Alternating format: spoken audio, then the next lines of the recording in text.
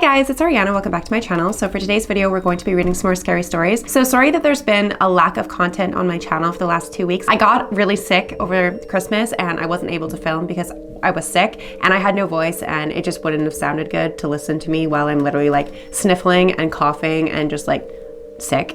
So I didn't film over Christmas. I hope you guys all had a really fantastic Christmas or holiday or whatever you guys celebrate. And now that I am over this weird sinus kind of thing that I had, I can film. So I have a bunch of stories that I'm going to read today and I'm very excited. So let's jump into the spooky stories. As per usual, I have my Wicca candle here and then I have my hot chocolate candle, which I think I'm going to light because I'm still feeling the Christmas mood, even though it is literally January, but hot chocolate still sounds really good and I don't know why it's not lighting. There we go. It lit. All right. So the first story that I'm going to read is from the Spoopy Cjades section. It is from the Reddit author Secure Association 510. This one's titled, Let's Not Meet, Lady in the Woods. This story happened a little over 6 years ago, while I was still living in my childhood house. For some backstory, I grew up in a suburban area that backed up to a massive reserve of woods in a very hilly mountain area.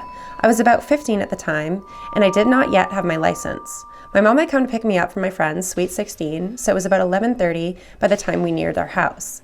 As we turned the corner to head up to our street, a very steep hill, we noticed a woman walking up the hill. She was barefoot, wearing a gray nightgown with a thin cardigan over the gown. My mom and I both went absolutely silent when we saw her, and the timing was terrifying as we had spent our car ride talking about experiences with mediums and the paranormal in general. The first thing I said was, "Is that a freaking ghost?" She immediately slowed down so we could get a better look at the woman. She looked so disheveled and unkempt. She was an older woman, but her hair was long. It looked as if it had been unbrushed for about a week. My mom turned on her brights to see if she was maybe holding a leash or a flashlight, thinking maybe she had lost a dog that she was searching for. There was nothing in her hands. We both were equally scared but confused. There was no streetlights on the street, or any of the surrounding streets for that matter. We were concerned for the woman, but we kept a distance and followed her up to our street. Our street was in the back of a pretty small community, and we knew everyone who lived in our area. There was only a few houses other than ours, and we had never seen this woman before. As she continued up the street, we knew she didn't live in any of the houses on our street, and the dead end had no houses. Just a massive hill that leads to miles and miles of rough terrain. By the time we neared the end of the street, we were both freaked out and called the police. My mom was panicked as the woman entered the woods, even more confused when she walked about 10 feet in and then squatted.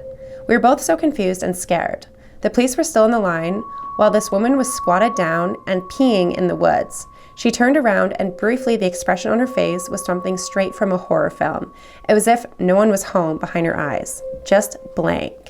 And before we could even get a real good look at her, she dropped down on all fours and bear crawled up the mountain. It was jagged rocks and slippery fallen leaves, and this woman had to be at least in her 70s. We were panicked as we watched this older woman literally crawl incredibly quickly up the mountain. The police were still on speaker, and even the 911 responder was at a loss of words. They stayed in the line with us until the 2 patrol cars showed up, who did a thorough search of the area. To the left of the dead end was a massive rocky mountain, and to the other side was a drop-off leading down to the creek that ran into the lake. Needless to say, not an area for an older woman in the daylight, and especially not in the pitch black of the night. More officers showed up and continued to search, but after about an hour, there was no sign of the woman anywhere to be found. My mom and I were pretty shaken up, and after we had gone home, we still wondered what happened to the lady. But to the lady in the woods, let's not meet again. That's a really creepy story. I'm so happy you allowed me to read that story on here. That's so fucking creepy. And she just like crawled, bear crawled up a mountain, like barefoot in the dark. That's terrifying. Oh my fucking God. So thank you so much for allowing me to read your story. And oh my God, I don't know what I would do if I experienced that because that's terrifying. Holy shit. This one is from the Spoopy Cjades section and it's from the Reddit author Jay Wren, and this one's titled, There's Something in the House with Me. Hi, I'm Jay and I'm currently dog sitting for my sister and her roommates. Things are fine during the day, but at night, I don't want to leave the guest room. I've known this place had something going on with it since she moved here. It's a super old part of the art district in the downtown part of the city. Anyway, coming over here has made me uneasy every time, and I've always hated the basement. I've seen shadows downstairs, and my sister has mentioned noises around the house.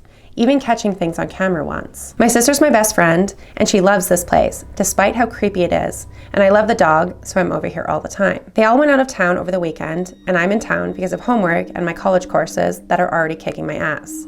They jumped at the opportunity to have someone who already knew the dogs stay with them, as I was down for the easy money, so I said sure. On the first night, as the sun went down, I started to hear some noises, and the lights would flicker, but I put it down to the house just being super old. However, when I woke up hearing footsteps and a quiet knocking at the door to my room at 4:30, I almost shit my pants. All 3 dogs were barking, and I swung the door open, knowing that the pit bull and Rottweiler would take care of any intruder. They were absolute sweethearts otherwise, but incredibly protective. At the very least, they chased the person off before I got murdered. However, there was no footsteps of anyone running off, no yelling, just some confused sniffing from the dogs. I checked my house, checked the locks, and found nothing. But then, as I was turning the lights off, I could have sworn I saw a head peeking around the corner in the hallway. Mildly freaked again, I slipped back into my room and kept the lights on, but dimmed, and played a bunch of YouTube videos on the TV until I fell asleep. Tonight is the second night. I was woken up an hour ago by the dogs barking again. I could have sworn the door handle was rattling, but as soon as I opened my eyes, it stopped. I'm a little nervous to check on things out there. I'm not unused to stuff like this. I grew up in a pretty active home. It's just a little different when you're all alone though. I'll be here for a few more days, so I'll update if anything happens, but it's still super weird. So I messaged them. I'm gonna see if they have any more updates because that is really freaking creepy. But I did message them and they did send me some more messages. So they haven't posted anything else on their Reddit, but I'm gonna go to the messages and I asked them if they had any more experiences they wanted to share. And they said, hi, yeah, you can read my story. Sorry, it's been quite a while since I was on Reddit. As for being used to stuff like that, the house I grew up in had spirits in it that would rattle door handles. There was also voices that would come from empty rooms that would call up to people. My dad and I were the ones that got to see full figure apparitions, but my sister experienced activity as well, with the cupboards opening on their own. Despite not seeing things, stuff seems to happen around her a lot more than the rest of us. As for the activity in that house, my sister moved out recently, but that house had always been active. Floorboards would make a lot of noise when walked on, but sometimes when no one was there was an absurd amount of noise. Some would be on the stairs and the dogs would stand alert. You would hear doors shutting downstairs when you were the only one in the house. So just super weird stuff. So that's really fucking creepy and I fucking hate that. And I would have moved out too.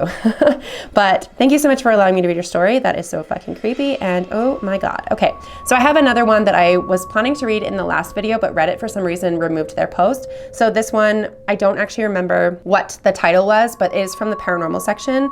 And this is from Kiss Everywhere. And they said, before I start the story, I'd like to say that this is my friend's tale and not one of my own, while also giving some background information. This happened in Kinsman, Florida, during night hours, most likely around 10 or 11 p.m., about 3 years ago in a large gated community that had some swampy marshland areas with large trees. My friend and I only lived a couple of houses apart, about 4 or 5, but I never experienced anything strange myself.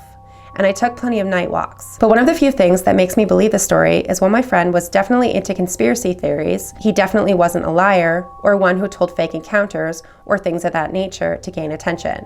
He's very laid back, polite, and very truthful. Not only that, but recently I was on a video call with him discussing the supernatural and I brought up the story. He non-verbally made it very clear that this wasn't something he wanted to talk about and seemed very uncomfortable when I brought it up.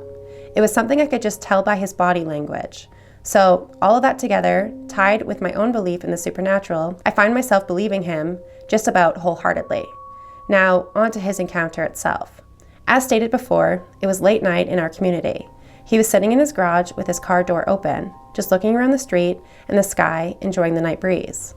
When, not too long into his relaxation, he noticed something on the roof of the house across from his. Now, he didn't give me too much of a description, and I didn't pry, but from what he told me, it was a gargoyle-like creature that had glowing orange eyes. He sat there for a couple of seconds as this thing stared into his soul and snapped back and decided to nope out of there and run back into his house, locking the door behind him and going straight to his room. Nothing else happened after that, as far as I know. There weren't any other encounters. It's always been something that I found was super interesting, but the reason I tell the story now is because I'm going back to the same neighborhood to visit my family. Maybe some other people who live in that area or Florida in general may have a similar experience or know information that could be useful. Maybe I'll have my own experience, but Florida has always been somewhat of a strange place, whether it be the paranormal or just people living there. Regardless, if you live or find yourself in a less metropolitan area of Florida, maybe look at some of the roofs of your surroundings. You never know what you might see. So they just like saw a gargoyle-like creature on their neighbor's roof, and nothing ever came of it, and like they didn't see it again, but like that's really creepy. And kind of hate that. So the next one is from the paranormal section, and it is from the Reddit author Coffee and Cats 2000, and this one's titled My Cat Fought an Evil Spirit. So story time about my cat Zoe. I posted this on TikTok, but my husband said to post it here. Zoe is Greek for life. When I was 7 or 8 months pregnant with my second child, I was sleeping alone because at that stage, everything was uncomfortable. My husband was in the spare room. I woke up to an evil creature, like demon or spirit, whatever you call them, humping my leg and making a weird noise. It was like grunting and laughing. It literally felt like my body was being pressed into the bed. I opened my eyes and made contact with the creepy thing, but I could not move. Complete sleep paralysis. I'm panicking, reciting the Lords of the Prayer in my head, trying to rationalize what is happening, and then Zoe burst into my room. A small, angry calico cat. She attacked the thing that was attached to me and chased it loudly all over my room and under my bed. At this point, I physically could not move, but was too freaked out to even look under my bed, where I could hear hissing and angry cat screams, and I could feel bumping. I literally just pulled the covers closer to me and held my breath. Then I saw a dark shape leave my room, followed by a super angry cat, who then walked all puffy back to my room and slept on my baby bump for the rest of the night. I would have thought I was dreaming, except in the morning, there was cat hair all under my bed. I still don't know how Zoe got into my room because I slept with the door shut due to having individual units in our room. So something was literally like humping her leg in her sleep, and it was like a spirit, and her cat chased it out of her room. That is absolutely fucking weird and terrifying, and oh my god, I fucking hate that. So I'm going to read one more story, and then I will read some more in another video. I'm gonna start posting about 2 times a week, so probably Tuesday and Thursdays, but my furnace just kicked in, so I'm gonna read one more story, and then I will edit this and post it, because we're already almost at the 20-minute mark anyway, and they're being really loud upstairs, so I know you guys probably can't hear it, but it annoys the shit out of me, and they always seem to get really loud whenever I start filming. I don't know why. The next one is from the Reddit author Spice Noodles, and they said, my dad swears he saw a small, hairy, humanoid creature as a child. Any idea what this could be? So basically, my dad always tells me about these little hairy people he saw as a kid. According to him, he was in the backyard of his childhood house one day when he saw this line of small, hairy people walking in his backyard. He described them to be similar to Ewoks from Star Wars. He says they walked in a single file line and they went into a hole in the ground and disappeared. I'd like to add that there was a forest beyond their backyard as well, if that helps. My grandma and grandpa both back him up on this. As soon as he saw these hairy people, he ran into the house crying about them. When they went back outside, nothing was there. He's in his 40s now, and to this day, he swears that they were real. Does anyone have any idea what they could be? Childhood imagination or some kind of creature? And that's all they said. I have no idea what that could be. That is so fucking weird and strange, and it honestly just sounds like he saw maybe something to do with the Fae. I don't know, but that's really cool. So thank you so much for allowing me to read your story. I know these stories weren't like super paranormal and like scary, but I did find that they were really interesting, and I'm definitely going to find some more stories to read for you guys in my next couple of videos. I do have a bunch saved from authors that are allowing me to read their stories, but I asked these authors in particular if I could read their stories like a couple of weeks ago, so I wanted to read these ones tonight. But thank you so much for watching this video. If you guys did enjoy this video, please make sure to give it a big thumbs up. Don't forget to hit the subscribe button down below for more content like this, and I will see you guys at the next video. Bye!